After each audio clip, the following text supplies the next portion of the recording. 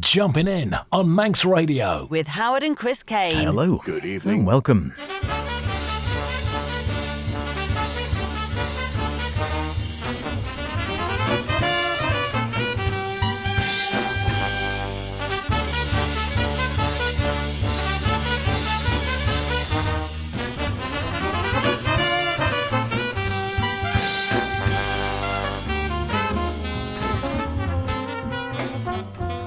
And here we are once again in Jumping in, the best in modern and contemporary jazz with Chris and myself, H. And a bit of a special for you this evening as we mark the wonderful life and career of perhaps one of the best known drummers in the last half a century so in the music we call jazz. Indeed. Jack DeJohnette, I'm sure many of the world's jazz fans, as we were saddened to hear of his death this week. The influence and breadth of his work as a drummer, pianist, composer, not only as a key rhythm player in multiple ECM releases with the label's biggest names, but also as a leader with his own right and with many other great musicians. So, H, what were you drawn to out of his huge catalogue of work? You know what, there's just too much to go for. Thought we're going to have a little bit of it with Miles, surely something with the Standards Trio. He played with Bill Evans as well, of course, and Charles Lloyd. Maybe we have to have a little bit of reflection on that special edition, and I've got to play a bit of the work I first heard him with John Sermon. And from me, while we wander in the forest, we count the neutrons, we look with a different perspective, and we'll start off with a miracle from the pianist and composer Alan Pasqua. Here's Milagro.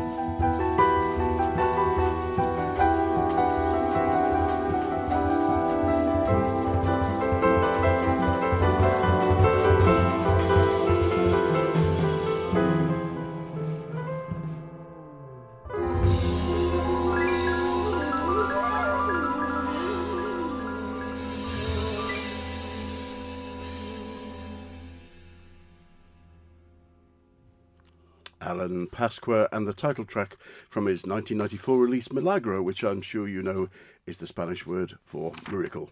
Re-released in 2009 and again in 2022, Milagro was Pasqua's debut album for his own name. He'd been playing a concert aged 23 in 1975 when a gentleman came up after the audience to speak with him afterwards, who turned out to be Tony Williams, no other, and asked if he would join his band Lifetime, which he was with for the next couple of albums, following which he was doing quite a bit of commercial session work, got picked up and toured with Bob Dylan and then Santana, numerous other pop groups, and wrote film scores and got involved with some quite big producers.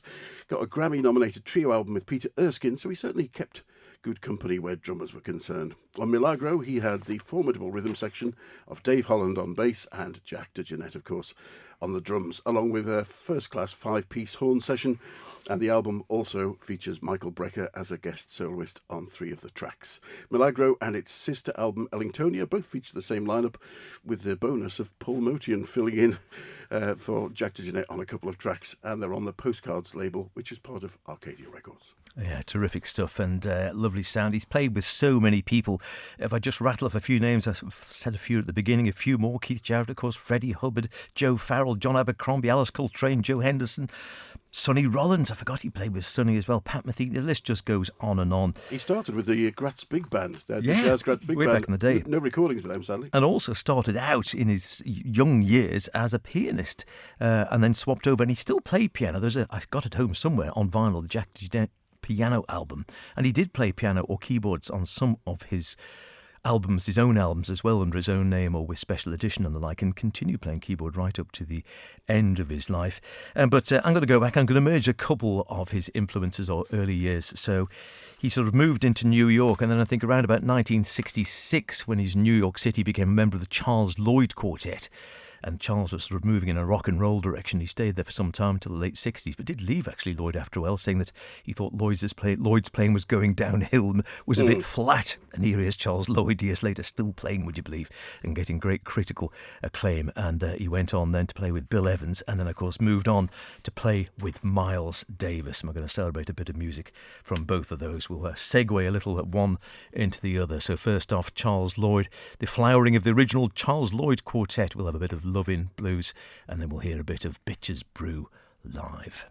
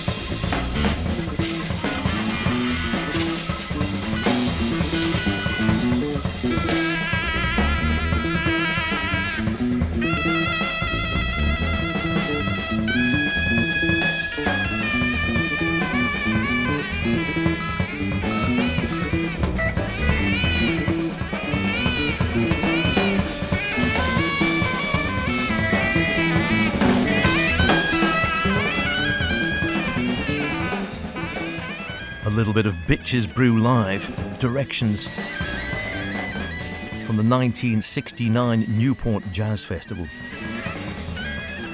Jack DeJohnette on drums, of course, an amazing lineup. Chick Corea on electric piano, Gary Bartz on the sax, you can hear there, Keith Jarrett on the organ, Dave Holland, our own Dave Holland on bass, Jack on drums, and you also heard earlier on there, it's Guiro, I think it is, Arthur Moreira, all at the peak of their powers. Before that, the Charles Lloyd Quartet, the flowering of the original Charles Lloyd Quartet, Loving Island Blues, and of course Jack on drums again, Charles on sax, Cecil McBee bass, and Keith Jarrett again at the piano. It's a bit like blue cheese, olives and wine, isn't it? In that, when I heard Bitches Brew the first time in the early 70s, I thought, I don't understand what's going on here at all. Whereas it now sounds quite a good groove and relatively straight ahead. That's the way it goes, isn't it? That's it, the passage of time. Indeed, the passage of time. And it was the same with this, an album which back in 75 I couldn't make any sense of either. It seemed far too free. Reviewed by Downbeat at the time as the very definition of the world's supergroup, or as Jazzwise said on its re-release, an album of its time, of fire and passion, but elegance too. Abercrombie, Holland, DeJohnette formed the supergroup of Gateway, and from their first disc, here's Backwoods Song.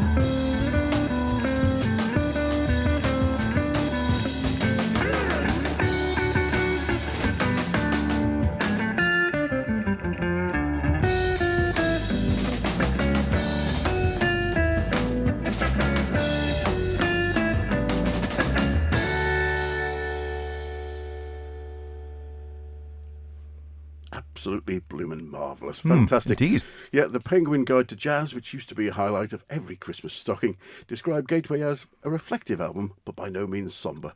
Well, I have to say, I think it's a perfect example of the art of the trio, with three young masters at the top of their game, having a great time while never forgetting the groove. It really is a great album, and as I say, they went on to release a further 3 albums together, each of which deserves a place in your collection. And this first one was re-released on vinyl last year as part of ECM's Luminescence series. Terrific stuff, and yes, just trying to give you a glimpse of the breadth of Jack DeJohnette's work over his 50-plus year career, playing with anyone who was anyone, and lots of people you might have even never heard of. And barely scraping the surface, yeah. truth be And he told. pops up in lots of albums of people, like I said, really people you might never have heard of from time to time. That could be another whole programme in itself. As it was, he had several groups again, going back to Gateway days, to the 70s and such like. He was playing with Dave Holland, he played with Stan Getz for a while. He set up then his own group, Directions, around about 1970s, I think 1976. Didn't last that long with Alex Foster and bassist Mike Richmond at Abercrombie again. And then another group, New Directions, which lasted a bit longer, with Abercrombie again on guitar, Lester Bowie on trumpet, and that one Eddie Gomez on bass. And at the same time, he also had a group coexisting called Jack DeJohnette's Special Edition, which was the first group that really got great critical acclaim for Jack's music and helped the careers of, well, a host of great young horn players, not so young now, the likes of David Murray, Arthur Blythe, Chico Freeman and John Purcell, among many others.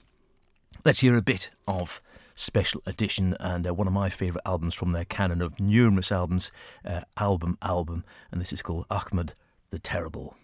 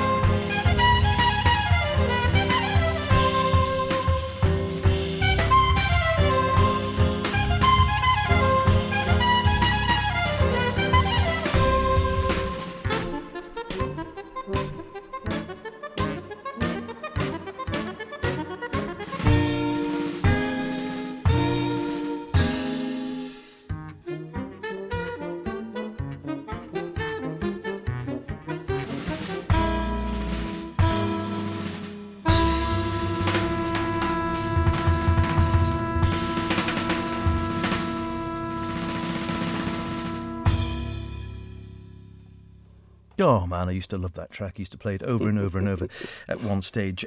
Jack DeJohnette's special edition from their album of the, don't know the exact date off the top of my head, late 1980s it was in any case.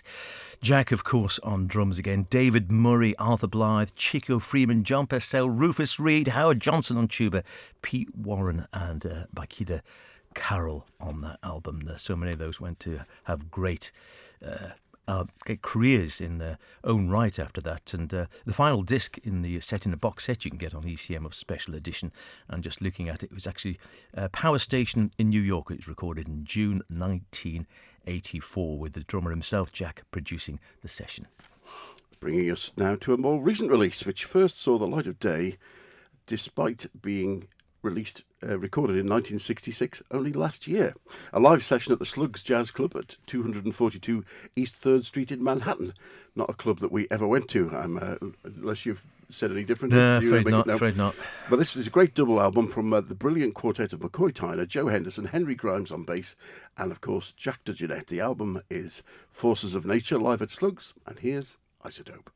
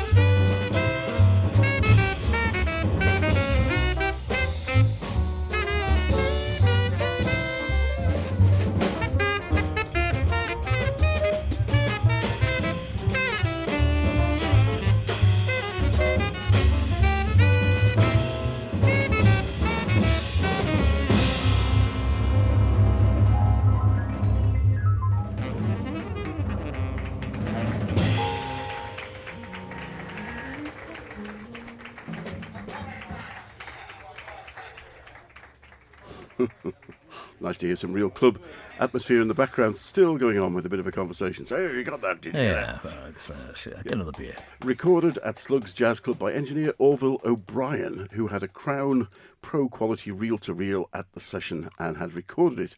However, O'Brien's copy has never been found, disappeared into the mists of time, but Jack DeJohnette asked at the time, could he have a copy from himself, but it would have to be at 7.5 inches per second because his consumer machine didn't play 15 inches per second, and he kept that safe in his personal collection for nearly 60 years before handing it over to Blue Note engineer Zev Feldman last year, and the double album Forces of Nature live at Slugs was released, and very good it is too, worth digging out. And McCoy Tyner obviously on piano, along with Joe Henderson playing sax and Henry Grimes on the bass, and of course Jack. Brilliant stuff.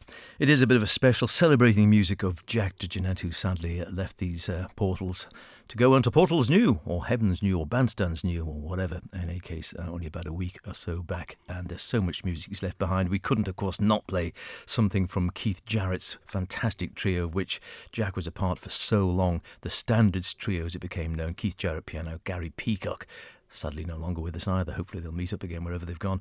And Jack DeJohnette on drums. And I thought, let's go simple. Volume 1, All the Things You Are. And I think I'll segue straight into a little bit of sermon with Jack DeJohnette on drums as well, which was one of the first tracks I've heard him play on.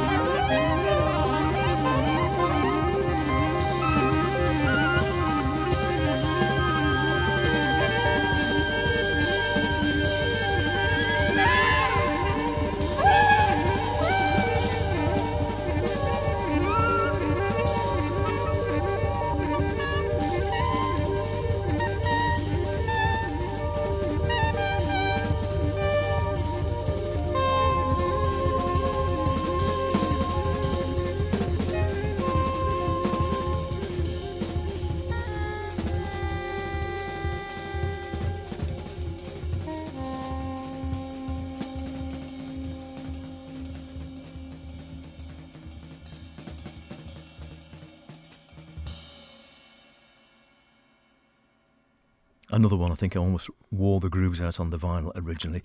From 1981, that was. God blimey. John Sermon, of course, The Amazing Adventures of Simon Simon on ECM. John on baritone, saxophone and synth, and Jack DeJohnette on drums. He plays conga and electric piano on that album as well. And before that, All the Things You Are from, actually a little bit later, 1983, from Standards Volume 1. I had to get a bit of that Sermon in. That was the first time I ever heard Jack play, and I just loved that bouncing style he had in the cymbals, and I always did, right up to the end of his days. What a man. I think it was the following year that we saw John Sermon and Garen Krogh doing the live looping and synth at Bracknell Jazz Festival. Sorely missed, but there is some jazz there. If you're in the area, pop in and have a look. Well, I hope that we've given you at least a taste of the genius of Jack DeJohnette, both as a drummer and a pianist and a composer.